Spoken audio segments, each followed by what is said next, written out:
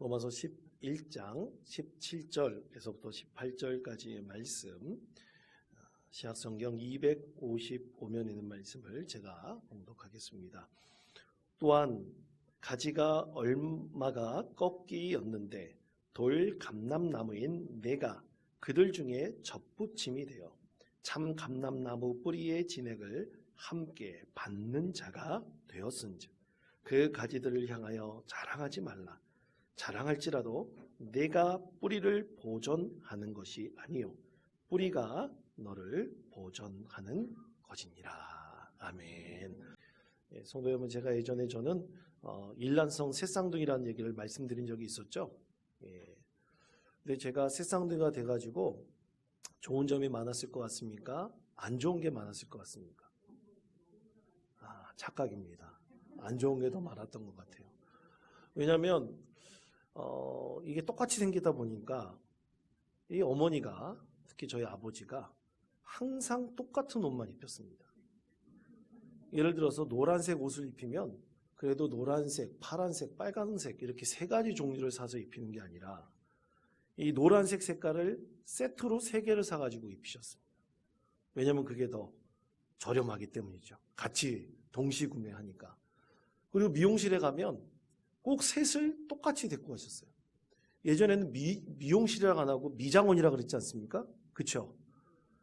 근데 어머니께 제가 떼쓰면서 한번 그런 적이 있어요. 엄마 제발 이발소에 좀 데려가 주세요. 왜 미용실만 데려갑니까?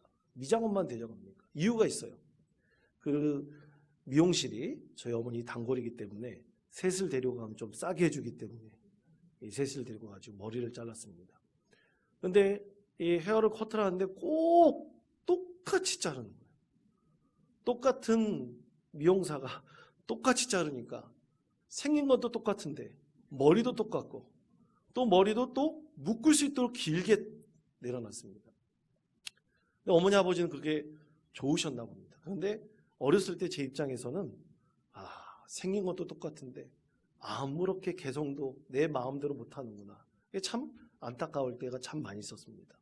전에도 한번 말씀드린 적이 있었지만 그 똑같이 생겨가지고 안 좋은 게 많았다고 말씀드렸지 않습니까? 전에 한번 말씀드린 대로 한 번은 신촌역에 형들하고 만나가지고 밥 먹고 헤어져가지고 집에 가려고 전철을 타려고 그러는데 누가 제 뒤통수를 탁 때리는 거예요. 알고 봤더니 제가 아는 사람이 아니라 저희 첫째 형 아는 사람이었습니다. 선배였는데 이제 자기 후배인 줄 알고, 아니 그래도 어떻게 선배가 후배를 뒤통수를 때립니까? 여하튼 하여간 그렇게 말도 안 되는 뒤통수를 한 대 맞은 적이 있었고, 한 번은 저희 집에 선배를 데리고 와가지고 하루 잔 적이 있었습니다. 제가 일찍 일어나서 씻고 들어왔는데 그 선배가 야, 너 물 떠오라 그랬는데 왜 물 안 떠왔냐? 물 한 컵 달라 그랬는데 왜 안 줘? 그러는 거예요. 언제 나한테 물 한 컵 달라 그랬냐고. 알고 봤더니만 그 사이에 저희 형이 들어와가지고 형을 보고 착각해가지고 물 한 컵 안 들어왔다고 한 적도 있었습니다. 하여간 여러 일들이 참 많이 있었는데 그게 참 지금은 추억이죠. 근데 그때 당시에는 그렇게 좋게 느껴지지 않았습니다. 그런데 이상하게도 대학을 졸업하고 형들하고 이제 헤어지고 또 결혼해가지고 또 자녀들도 낳고 이렇게 살았던 시간이 벌써 25년이 훨씬 지나버렸습니다. 저희 형님들이 저보다 훨씬 빨리 결혼을 했거든요. 우리 캐나다에 있는 형님도 있고. 근데 한번 형님들하고 다 모여서 저희 교회 온 적이 한 번 있었습니다. 이제 캐나다 형님은 그러지 못했지만, 그런데 어떤 성도님이 저를 보고 형제들이 그렇게 일란성 쌍둥이라 그랬는데 안 닮은 것 같아요. 그렇게 얘기하시는 분도 있더라고요. 왜냐? 같이 살아온 세월은 있었지만 지금은 다르게 같이 살지 않는 시간이 지금 어느 정도 살아온 시간보다 비슷해지지 않았습니까? 그러니까 달라지는 거예요. 먹는 습관도 달라지고 행동하는 것도 달라집니다. 좋아하는 운동도 달라져요. 심지어 좋아하는 머리 스타일도 다 달라집니다. 그런데 오히려 한 번은 성도님들이 저에게 하신 얘기가 사모님과 목사님이 너무나 닮았어요. 뭐 사모는 좋아할지 모르겠지만 그렇게 얘기할 때가 오히려 많습니다. 또 어느 순간 제 어린 아들이었던 우리 큰애가 자라나가 지금 군대를 제대를 했거든요. 근데 어느 순간 깜짝 놀라게 되더라고요. 저하고 아들하고 너무나 닮은 거예요. 처음에는 몰랐습니다. 어렸을 땐 잘 몰랐지만 자라면서 이상하게 닮아가는 모습들이 굉장히 많이 있음을 깨닫게 되었습니다. 여러분, 목회할 때 보면 정말 지금까지 제가 만났던 성도들, 또 가정을 신방했던 것도 보면 아마 수천 건은 될 겁니다. 근데 어떤 가정에 보면 저는 진짜 남매인 줄 알았어요, 부부가. 근데 알고 봤더니 남매가 아니고 부부더라고요. 그래서 아니, 어떻게 그렇게 똑같이 생기셨느냐 물어본 적도 있었습니다. 똑같은 생긴 사람을 혹시 결혼 상대자로 점 찍은 것은 아니냐, 그렇게 물어본 적도 있었어요. 근데 참 희한하게도 여러분, 이제 가족으로 살다가 이 가족치를 보면 사실 이것을 한 시스템이라고 합니다. 시스템이면 시스템에 맞게 들어맞는 어떤 법칙들이 있어요. 그런데 어떤 가정을 보면 너무나 다른 것이 많은 가정들을, 부부관계를 볼 때가 참 많습니다. 근데 그런 부부를 좀 분석해 보면 갈등이 있어요. 문제가 있어요. 다툼이 있습니다. 그러다 보면 이상하게 닮아가야 되지 않습니까? 먹는 것도 닮아가고, 잠자는 습성도 닮아가고, 생긴 것도 사실 닮아가야 될 텐데 이상하게 닮지 않고 더 멀어지는 그런 부부들도 분명히 존재하고 있습니다. 그러나 여러분, 중요한 것은 어떻게 닮아가느냐, 그리고 무엇을 닮아가느냐에 있습니다. 얼굴 생김새가 중요합니까? 어떻게 닮아가느냐, 또 우리는 무엇을 닮아가면서 함께 살아가느냐, 이것이 중요합니다. 그런데 대체 우리는 어떻게 닮고 또 무엇을 닮아가야 할까요? 우리는 부부뿐만 아니라 가족들이 함께 자고 함께 먹습니다. 또 대화를 합니다. 또 신앙생활도 함께 합니다. 그리고 서로 사랑을 합니다. 이 관계 속에서 우리는 닮아가는 모습들이 있고 변해가는 모습들이 분명히 있습니다. 그런데 우리가 어떻게 닮아가느냐, 무엇을 닮아가느냐가 중요하다 그랬는데 좋지 않은 것을 닮아가는 경우가 더 많습니다. 예를 들어 저는 한 선배가 생각났는데요. 이 선배가 제 젊었을 때 20대 후반 정도, 제가 20대 후반 정도 됐을 때 저로서는 좀 부담되는 돈을 빌려간 적이 있었어요. 그래서 좀 지나면 갚겠다 약속을 했는데 저도 없는 돈에 카드를 마이너스해서 빌려준 케이스였었거든요. 그런데 갚는 날에 갚습니까? 안 갚습니까? 안 갚아요. 그래서 이자를 제가 물기도 하고 또 제가 어느 정도 갚기도 하고 그렇게 했습니다. 그랬더니만 자꾸만 좋지 않은 얘기를 제가 그 선배에게 할 수밖에 없죠. 근데 몇 년이 지나서 겨우 갚았습니다. 이 선배에 대한 저희가 가졌던 신뢰의 마음이 완전히 깨져버렸어요. 근데 한 10년, 15년 정도 사이 지난 다음에 이 선배 이야기를 듣게 되었습니다. 그때 참으로 저에게 잘해주시던 형수님도 또 이 선배 이 부부가 형수님도 있고 그랬는데 이 선배 부부가 많은 사람들에게 좋지 않은 소문이 나가지고 저와 같이 돈을 빌리고 돈을 띄어먹고 많은 사람들에게 좋지 않은 소문이 났다는 얘기를 들었습니다. 급기야 참으로 안타깝게도 그렇게 남편이 돈을 빌리고 이런 것에 대해서 맨날 뭐라고 했던 부부가, 그 형수님이 이제는 똑같이 닮아갔다는 얘기도 들었어요. 부부 전체가 좋지 않은 얘기를 듣게 되었습니다. 참 그 얘기를 듣고 마음이 좋지 않더라고요. 사랑하는 성도 여러분, 그러면 여러분, 이 세상에서 나타나는 여러 가지 현상들이 있는데 우리 그리스도인의 관점에서 닮아간다는 것은 무슨 의미일까요? 사랑하는 성도 여러분, 우리는 예수님과 결혼한 주님의 아내입니다. 신부입니다. 맞습니까? 진짜 육신적으로 아니라 우리는 예수님과 영적으로 결혼한 주님의 사랑하는 신부, 아내입니다. 여러분, 그것을 우리는 믿어야 됩니다. 그래서 성경 말씀에 보면 열처녀 비유에 보면 신랑 맞을 준비를 하며 5명의 처녀가 무엇을 준비합니까? 등불을 켤 기름을 준비하지 않습니까? 5명의 처녀는 준비하지 못했어요. 이것은 뭐냐면 우리 예수님께서는 우리가 그리스도인 된 이후서부터 예수님은 나의 영적인 신랑이 되신다는 거예요. 우리는 무엇을 준비하는 삶을 삽니까? 천국으로 갈 준비하는 삶을 살 때 신랑을 맞이할 기름을 준비해야 됩니다. 기름을 준비하면서 신랑이 언제 오실 때 우리가 그것을 알지 못하지만 언젠가 신랑이 오실 때 우리는 완전하고 아름답고 또 하나님의 은혜 아래서 완전한 결혼을 하며 신랑과 함께 영생을 천국에서 누릴 주님의 자녀가 될 것입니다. 이것을 우리는 소망하면서 살아가고 있습니다.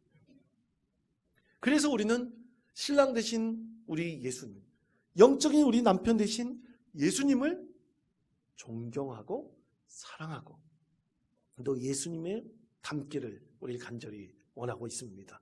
여러분 그것에 대해서 고린도전서 13장 12절 13절은 이렇게 말씀을 합니다. 12절 13절 말씀을 다 같이 한 목소리로 읽겠습니다. 우리가 지금은 거울로 보는 것 같이 희미하나 볼 것이요 지금은 내가 부분적으로 하나 그때에는 주께서 나를 아신 것 같이 내가 온전히 알리라. 그런즉 믿음, 소망, 사랑 이 세 가지는 항상 있을 것인데 그 중에 제일은 사랑이라. 아멘. 자, 성도 여러분, 우리는 지금 주님을 직접 뵐 수 있습니까? 아닙니다. 지금 우리는 직접 예수님의 얼굴을 뵐 수는 없습니다. 그러나 우리는 언젠가 신랑 되신 예수님을 뵙게 될 것입니다. 천국에서 뵙게 될 것입니다.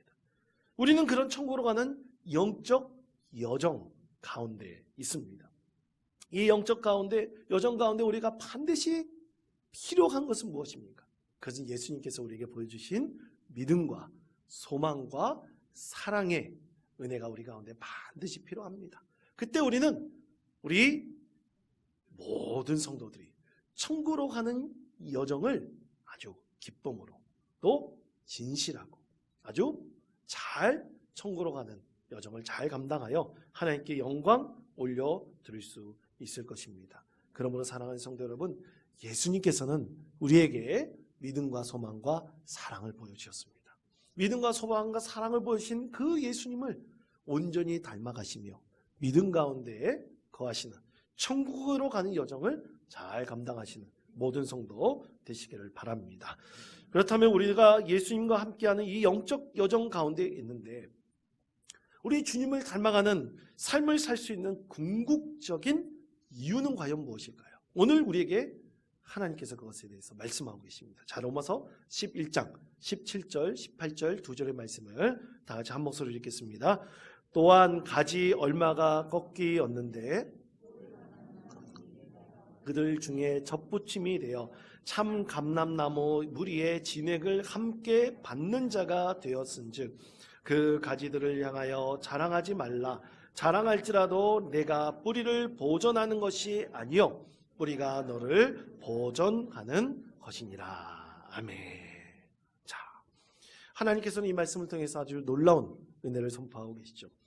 돌 감람나무로 태어난 우리가 참 감람나무인 예수님께 젖붙임되었다. 바로 예수님과 영적 결혼을 시작하게 되었다는 것을 말씀하고 있죠. 이렇게 돌 감람나무의 가지로 태어나 참 감람나무인 예수님께 젖붙임된 우리는 영원히 살 수 있는 기회를 얻게 된 것입니다. 돌 감람나무로 사는 우리는 돌 감람나무만 열매를 맺다가 죽을 수밖에 없어요. 맛없고 쓸모없는 돌 감람나무밖에 맺을 수 없는 정말 안타까운 돌 감람나무의 인생을 살 수밖에 없었습니다. 그러나 은혜로 우리는 가지가 잘려서 우리 예수님께 젖붙임되었습니다. 그 젖붙임이라는 것은 예수 그리스도의 희생이 있었기 때문입니다. 예수 그리스도께서 달고 계신 그 참 감람나무의 가지가 잘려지고 그곳에 돌 감람나무에 가진 우리가 하나님의 은혜로 젖붙임된 것입니다. 젖붙임된 우리는 오직 예수님으로부터 영적인 양식을 공급받습니다. 영적인 양식을 공급받음으로 우리는 돌감람나무의 열매를 맺는 것이 아니라 참 감람나무의 열매를 맺는데 그 열매는 참으로 새로운 열매입니다. 참 감람나무의 똑같은 열매는 아니지만 참으로 맛있고 참으로 달콤하며 많은 사람들이 보기에 탐스러운 참 감람나무의 새로운 열매로 맺게 되는 것입니다. 그때 우리 주님께서 하신 말씀이 있습니다. 자, 18절 하반부분 말씀입니다. 내가 뿌리를 보전하는 것이 아니요 뿌리가 너를 보전하는 것이니라. 아멘. 그 뿌리는 누굽니까? 예수님이십니다. 뿌리에서부터 양식을 공급해 주십니다. 그러므로 가지의 열매를 바라보는 것이 아니라 우리는 뭡니까? 예수님께서 주시는 이 뿌리로부터 오시는 영적 양식을 공급함으로 우리는 어떻게 되는 거예요? 살아나는 것입니다. 열매를 맺는 것입니다. 많은 사람들이 그 열매를 따먹을 수 있고 많은 사람들이 그 열매를 통해서 기쁨을 얻을 수 있고 돌감람나무의 가지가 참 감람나무의 접붙임이 되어서 새로운 열매를 거둔 기쁨을 우리가 누릴 수 있도록 우리 하나님께서 인도해 주시고 예수님께서 축복해 주시는 것입니다. 그러므로 사랑하는 성도 여러분, 우리는 분명히 알아야 됩니다. 우리는 주님으로부터 영적 양식을 공급받습니다. 믿습니까? 그렇다면 우리는 이 공급받음으로 인해서 우리는 지금 어떤 상태에 있습니까? 여러분 진정으로 평안하십니까? 진정으로 사랑하십니까? 우리는 그 영적 양식을 공급받음으로 우리를 힘들게 하고 우리를 거부하는 자도 주님의 사랑으로 받아들일 만큼의 우리 마음은 더욱더 넓어지고 있습니까?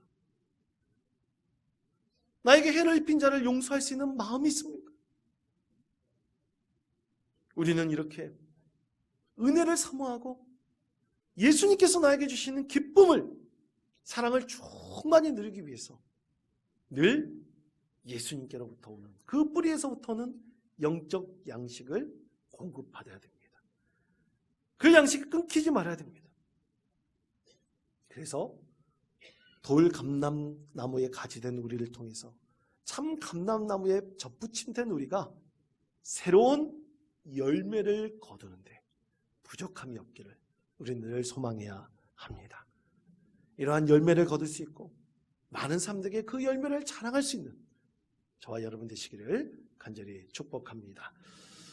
예전에 고 이어령 교수께서 쓰셨던 책 딸에게 보내는 굿나잇 키스라는 책에 참 감동적인 글이 있습니다. 그 책을 읽으면서 참 깨달은 것이 있었어요. 그 딸 고 이민아 목사가 미국의 국제 변호사가 되어서 미국인들이 살기를 가장 원하는 해링턴이라는 곳에 대저택 안에서 그것도 요트를 가지고 많은 부자들 앞에서 살아가는 것이 너무나 이 아버지는 기뻤습니다. 그런데 어느 순간 이민아 목사가 산소를 받고 그 대저택에 사는 그 모든 삶을 다 버려버렸어요.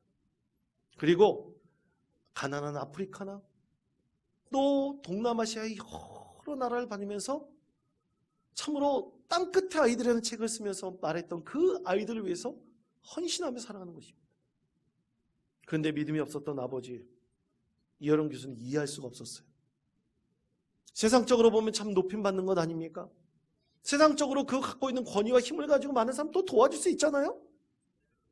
근데 그것을 다 버리고 완전히 다 버리고 그렇게 땅끝의 아이들을 위해서 최선을 다해서 살아가는 그 딸의 모습이 도저히 이해가 가지 않았습니다. 그러나 딸을 통해서 예수님을 영접하고 사랑하는 딸이 하나님 품으로 올라간 이유, 그제서야 그의 딸이 모든 것을 다 버리고 오직 그 아이들을 위해서 헌신했던 그 이유를 깨닫게 되었습니다. 이해할 수 있었습니다. 그러면서 고 이어령 교수는 책에서 이렇게 고백을 합니다. 너를 흙에 묻고서야 내가 거할 집이 어떤 것이었는가를 비로소 깨달았다. 나도 이제 12살 때부터 꿈꿔오던 집을 버리고 그보다 훨씬 편안하고 정갈한 집을 지어야겠다. 비록 너처럼 영혼의 집이 아니라도 내 남루한 언어로 지은 집 한 채를 말이다. 아기 집에서 땅 위의 집으로, 그리고 다시 하나님과 거하는 하늘의 집으로. 앞으로 고 이런 교수가 돌아가시기 전까지 참 많은 신앙의 언어로 많은 사람에게 감동을 주는 책과 글을 남기지 않았습니까? 바로 그러한 집을 지어가겠다는 결단의 마음을 사랑하는 딸과 마지막 작별을 하면서 결단하였던 것입니다. 사랑하는 성도 여러분, 이 세상에서 가장 아름다운 것이 뭘까요? 그것은 한 영혼이 예수 믿고 변화되는 것입니다. 우리 영혼이 예수 믿고 새 소망을 얻는 것입니다. 세상에 좌절하고 낭망하는 자들이 예수 안에서 참된 생명을 있음을 발견하고 돌 감람나무에 가지된 자가 참 감람나무인 예수님께 접근되어서 말도 못할 맛있는 열매를 거두는 것입니다. 이것이 이 세상에서 가장 아름다운 것이죠. 사랑하는 우리 원통교회 성도 여러분, 우리는 어떤 변화의 과정이 있습니까? 우리는 이런 아름다운 믿음의 열매를 지금도 걷어가고 있습니다. 내일도 열매 맺어가고 있습니다. 앞으로 하나님 품에 올라갈 때까지 우리는 열매 맺어가고 있습니까? 오늘 말씀은 18절에서 보존한다고 말씀하고 있습니다. 이 보존한다라는 말은 헬라어로 바스타제이스라는 단어인데 헬라어 원형은 바스타조입니다. 이 바스타조라는 단어는 물건을 들어 올리다, 들어 옮겨가다, 그런 뜻을 갖고 있어요. 이 말씀이 어디서 사용되었느냐? 요한복음 20장 15절 말씀에 보면 예수님의 무덤이 어떻게 되었습니까? 예수님의 무덤에 닫혀져 있던 돌이 옮겨져 갔습니다. 그 옮겨져 간 것을 바스타조, 이렇게 단어를 사용하죠. 그런데 여러분, 이것에는 두 가지 의미가 있습니다. 오늘 말씀에는 무덤에 그 돌을 옮겼다는 그 의미뿐만 아니라 이 보존하다는 의미를 담고 있습니다. 그 뜻은 우리가 주님께로 접붙임되었지 않습니까? 접붙임된 우리를 지탱해주고 보존해주는 것이 있습니다. 바로 그것은 복음입니다. 또 그것은 복음을 전하는 우리 성도들입니다. 사랑하는 원통교회 성도 여러분, 과거 예수님께서 하늘나라로 올라가시고 많은 곳에 복음이 증거되었습니다. 그때 많은 유대 그리스도인들이 각 지역을 나가 복음을 전했습니다. 그리고 많은 이방인들에게 복음을 전하면서 낙심하고 좌절해 있는 자들에게 희망의 메시지를 전하며 그들을 그리스도인으로 만들어갔습니다. 그들이 힘들어하고 어려울 때 사도들과 많은 성도들이 위로자가 되었습니다. 그래서 함께 아름다운 믿음의 공동체들을 참 많은 곳에 지어져 갔습니다. 만들어져 갔습니다. 그러므로 진정으로 이 접붙임되고 이 접붙된 우리를 지탱해 주도록 도와주는 자, 바로 그들이 누굽니까? 믿음의 형제 자매들입니다. 바로 원통교회 안에 있는 우리 모든 성도들입니다.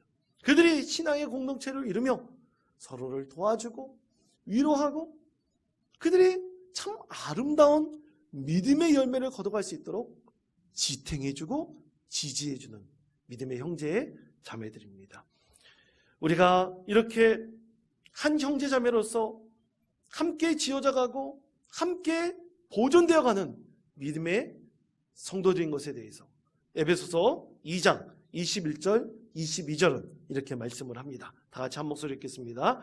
그의 안에서 건물마다 서로 연결하여 주 안에서 성전이 되어가고 너희도 성령 안에서 하나님이 거하실 처소가 되기 위하여 그리스도 예수 안에서 함께 지어져 가느니라. 아멘. 그렇습니다. 어제 우리 청년부 수련회를 잘 마쳤습니다. 청년부 수련회 때 주제가 바로 함께 지어져가는 믿음의 공동체입니다. 우리가 서로 손을 맞잡고 함께 믿음의 공동체를 지어갈 때 하나님께서는 우리 가운데 아름답고 복되고 참으로 하나님께서 원하시는 믿음의 열매들을, 사랑의 열매들을, 소망의 열매들을 분명히 거두게 해 주실 것입니다. 사랑하는 성도 여러분, 그렇게 함께 믿음의 공동체로 지어져가는 저와 여러분 되시기를 간절히 축원드립니다. 여러분 옆 사람 뒷사람 한번 보십시오. 옆 사람 뒷사람 한번 보세요. 부부가 있으면 부부도 한번 보시고, 여러분 서로 닮아가고 있습니까? 아니 서로 안 닮아가고 서로 멀어지고 있습니까? 우리는 함께 지어져가는 믿음의 공동체가 되어야 됩니다.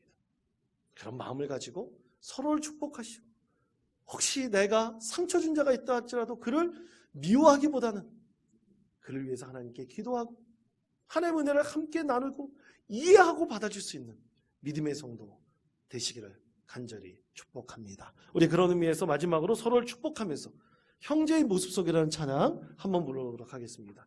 우리 손을 잡고도 불러줘도 좋고요. 형제의 모습 속에 보이는 하나님의 형상 아름다우라. 존귀한 주의 자녀가 됐으니 사랑하며 섬기리. 이렇게 함께 앞뒤 자 있는 분 함께 축복하십니다. 또 우리 잘 모르시는 분들도 축복하십니다. 함께 찬양하겠습니다. 형제의 모습 속에 보이는, 형제의 모습 속에 보이는 하나님 형상 아름다워라. 존귀한 주의 자녀 됐으니 사랑하며 섬기리. 다시 한번 형제의 모습 속에, 아멘. 형제의 모습 속, 우리 뒤에 있는 분을 축복하시고 옆에 있는 분도 축복하십시다. 하나님 형상 아름다워라. 존귀한 주의 자녀 됐으니 사랑하며 섬기리. 자매의 모습 속에, 자매